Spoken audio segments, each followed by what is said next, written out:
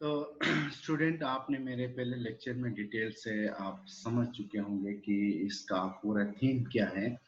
तो अभी हम मार्केटिंग जो स्ट्रेटेजिक मार्केटिंग के जो नोट्स मैंने आपको प्रोवाइड किए उसको ज़रा व्यू करते हैं ताकि आपको फर्दर समझने में आसानी हो जाए।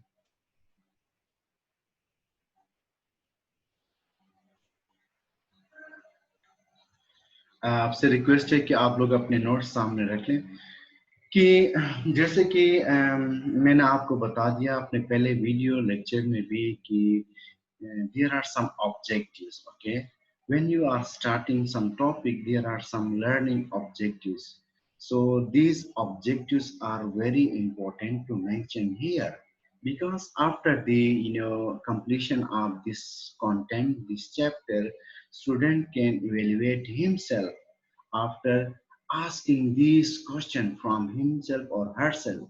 Okay, so here, what is the learning objective? Objective mean after studying this chapter, so you can able to understand first what is strategic marketing. Okay, so what are the importance of strategic marketing, and the third one is about the innovative marketing strategies. So the third one we will discuss in later on our video lecture. So for the time being in this notes, we will only focus on 3 points. First one is what is the main concept of strategic marketing. Then after that, the phases of marketing strategies. Then the importance of marketing strategies, right? So come to the point, student. Here I have mentioned in your this chapter 1.1 concept of strategic marketing. Okay, so strategic marketing is the scanning of the internal and external environment to develop a strategic marketing plan. यहाँ तक हम रुकते हैं और समझते हैं कि जैसे कि मैंने पहले वीडियो लेक्चर में बहुत डिटेल में समझाया और सिंपल करके कि जब आप स्ट्रेटेजिक प्लान करते हैं तो फर्स्ट ऑफ ऑल आप एनालिसिस करते हैं अपने रिसोर्सेज का। तो इसी चीज को इन्होंने एक बेहतर अंदाज में बयान किया है।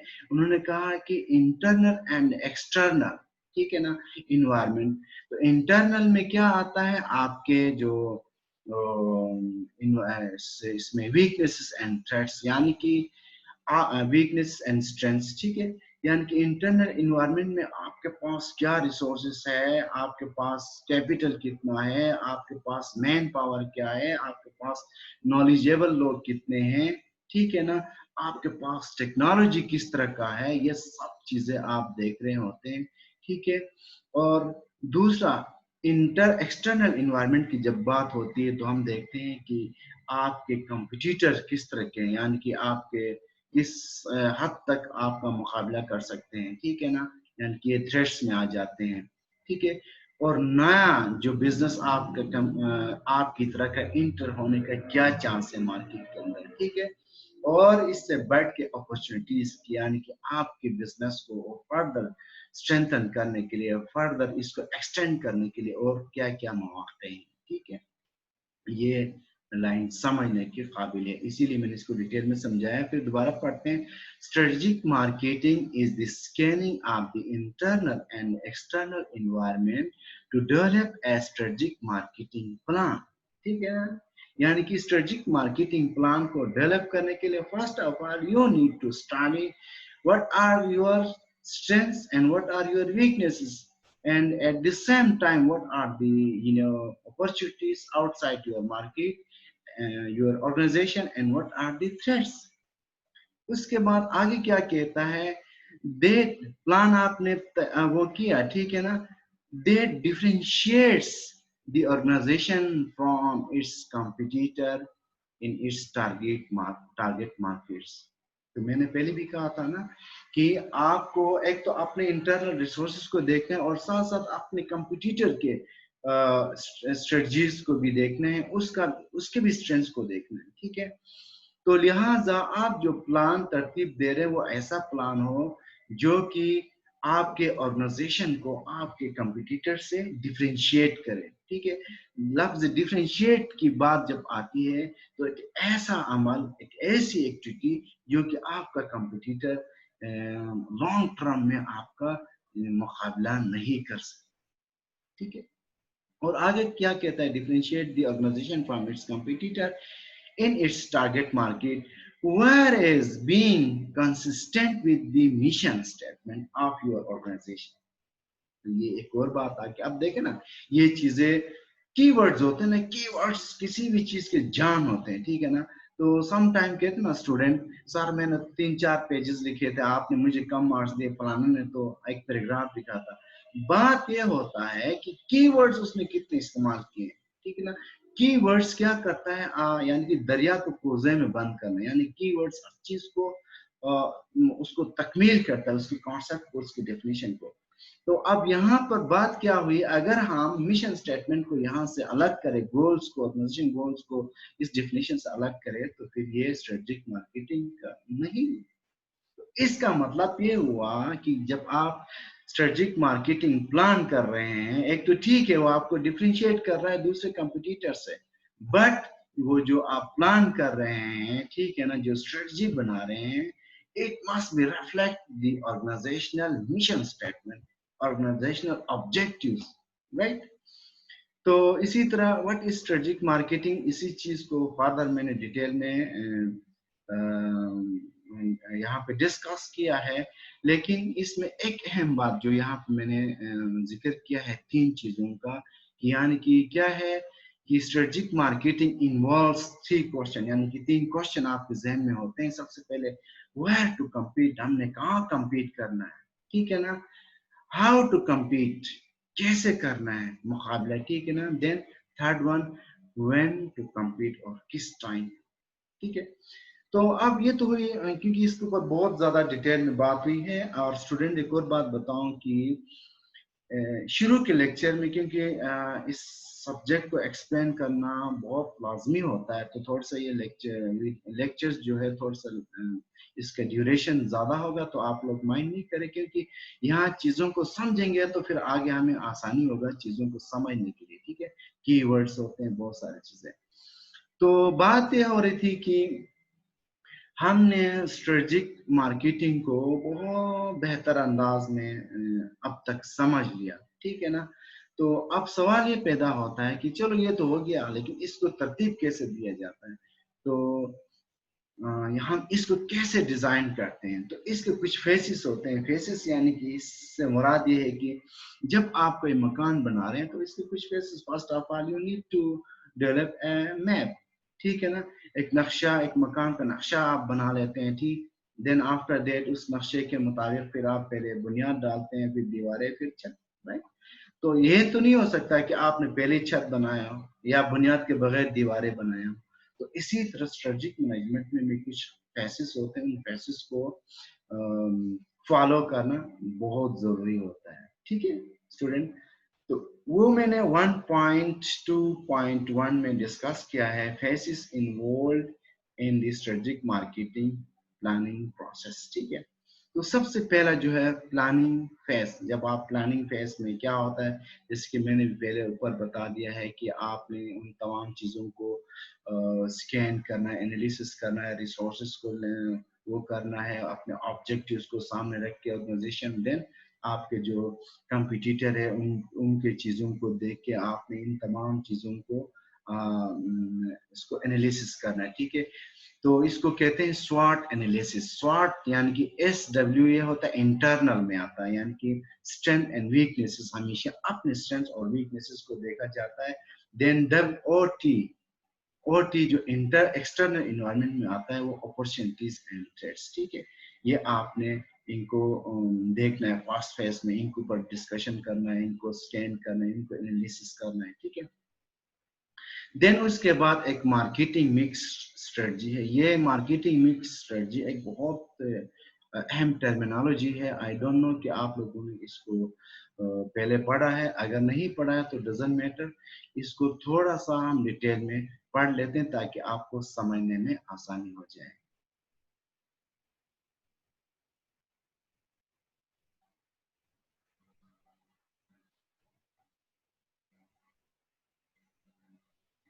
क्या मार्केटिंग मिक्स नहीं याद आया? ठीक है, क्या आपने 4 P's ऑफ मार्केटिंग के बारे में सुना है? जरूर सुना होगा। एक कहावत है, plan your work and work your plan. जैसे एक कहावत लाइफ में काफी इंपॉर्टेंट है, वैसे ही ये बिजनेस में भी उतना ही इंपॉर्टेंट है और उतना मार्केटिंग में भी है। मार्केटिंग में एक कंपनी अपनी ऑब्जेक्टिव्स को पूरा करने के लिए मार्केटिंग प्लान बनाती है। जैसे पतंजलि, यूनिलीवर, कॉलगेट आदि सभी कंपनियां मार्केटिंग प्लान बनाती है। मार्केटिंग प्लान के द्वारा कंपनियां मार्केट को अलग अलग सेगमेंट में डिवाइड कर टारगेट करती हैं। जब एक बार कंपनी अपने सेगमेंट को डिसाइड कर लेती है तो मार्केटिंग मिक्स इस कंपनी को अपने ऑब्जेक्टिव्स को पूरा करने में बहुत ही हेल्प करती है। चलिए नील बॉर्डन से सुनते हैं मार्केटिंग मिक्स क्या है। नील बॉर्डन के अनुसार the marketing mix is the set of marketing tools the firm uses to pursue its marketing objectives in the target market. इसका मतलब ये है कि एक कंपनी में मार्केटिंग मिक्स के द्वारा मार्केटिंग मिक्स के डिफरेंट टूल्स की मदद से मार्केटिंग ऑब्जेक्टिव्स को पूरा किया जा सकता है। लेकिन ये टूल्स कौन से हैं? ई जेरोम मैकार्थी ने इन मार्केटिंग टूल्स को 4 सेट में डिवाइड किया है और इसी को 4 P's ऑफ मार्केटिंग बोलते हैं। याद आया? ये 4 P's है, प्रोडक्ट, प्राइस, प्लेस और प्रमोशन।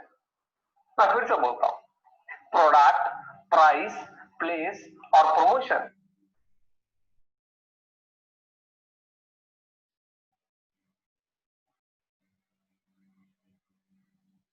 तो स्टूडेंट आपको डिटेल में समझ में आया होगा कि मार्केटिंग मिक्स स्ट्रेटजी क्या होती है। यानी कि एक दफ़ा स्वॉट एनालिसिस करने के बाद, ठीक है ना, कि आपके वीकनेसेस क्या है, आपके स्ट्रेंथ्स क्या है, देन अपॉर्चुनिटीज क्या है, देन थ्रेट्स क्या है, इन सबको स्केच करने के बाद, इनको तरतीब देने के बाद, देन आपको मार्केटिंग मिक्स, जो कि इसमें डिटेल में बता दिया कि इसके टूल्स होते हैं, जिसमें मार्केटिंग मिक्स का नीचे उसने भी बताया कि 4P, जिसमें प्रोडक्ट, प्लेस, प्रमोशन और प्राइस आ जाता है।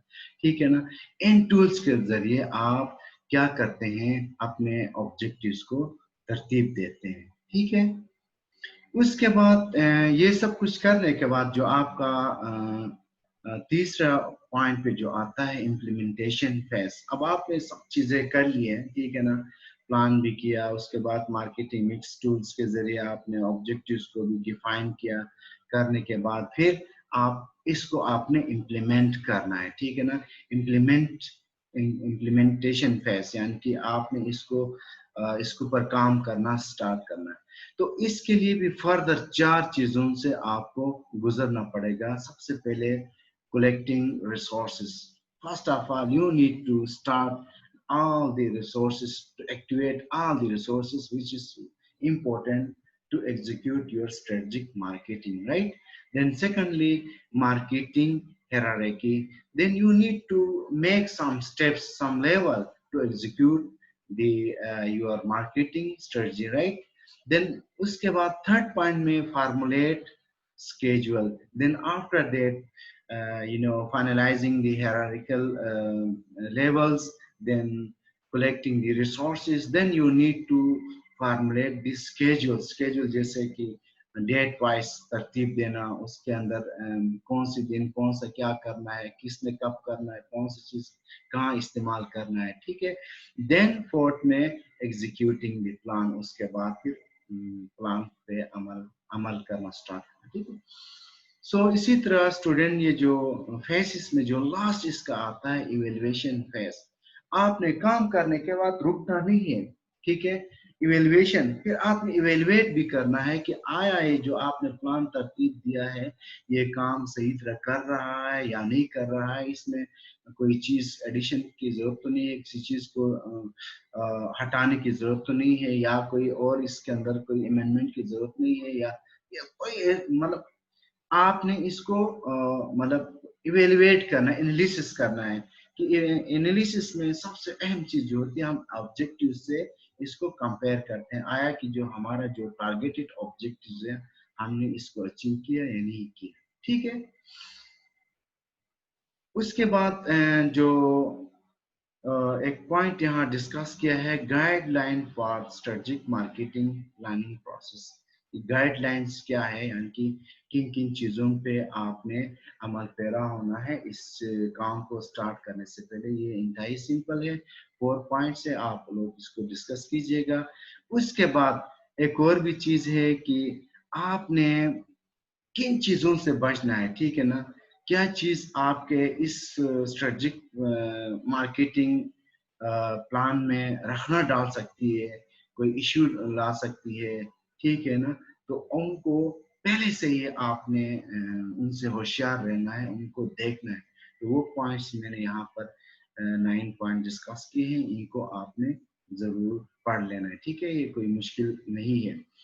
देन इस चैप्टर में जो हमने थर्ड पॉइंट डिस्कस किया है student, the importance of strategic marketing in an organisation, कि स्ट्रेटेजिक मार्केटिंग की इम्पोर्टेंस क्या है, इसमें मैंने 3 पॉइंट्स डिस्कस किए हैं। ये बहुत ही जरूरी जरूरी नहीं कि ये पॉइंट्स आप बात करें, तो आप अपने जहन में ही देखें कि क्या सबसे पहले इम्पोर्टेंस इसका ये है कि जब आप स्ट्रेटेजिक मार्केटिंग करते हैं तो उसमें आपको अपने रिसोर्सेज के हवाले से पता चल जाता है कि आप कितने किस लेवल तक आपके पास रिसोर्सेज है, ठीक है ना, किस किस्म के किस तरह के हैं, ठीक है ना, इनको कब खत्म करना है, कब तक यूजेबल है, ठीक है, आप इस चीज के काबिल हो जाते हैं।